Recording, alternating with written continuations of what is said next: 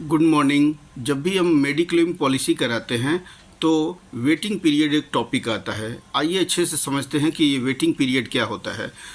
जिस दिन आप पॉलिसी कराते हैं उसी दिन से एक्सीडेंटल बेनिफिट स्टार्ट हो जाता है। इसका मतलब अगर किसी का एक्सीडेंट हुआ है तो वो हॉस्पिटलाइज हो सकता है और सारा खर्चा कंपनी बियर करेगी। ये रहा। उसके बाद 30 डेज 30 दिन के बाद कुछ क्रिटिकल इलनेस माने अचानक में शरीर में आपके कुछ डिजीज हो गया, सर्जरी की ज़रूरत है, एकदम इमरजेंसी है, तो वो हो सकता है।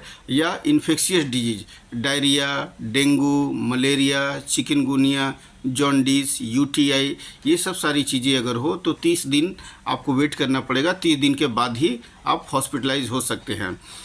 तीसरा आता है 2 साल तक वेटिंग पीरियड वेट करना पड़ेगा आपको। किन किन बीमारियों के लिए?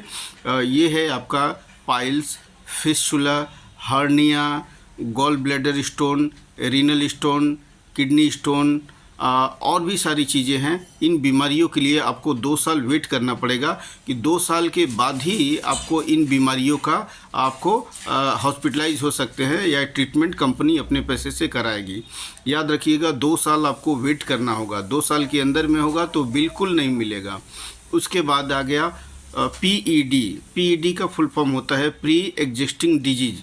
मतलब जब भी आप पॉलिसी ले रहे हैं और उस समय आपको बीमारी है और आपको पता है, आपने एजेंट को बता दिया, तो वो फॉर्म में मेंशन करना पड़ेगा कि मेरे को ये बीमारी है।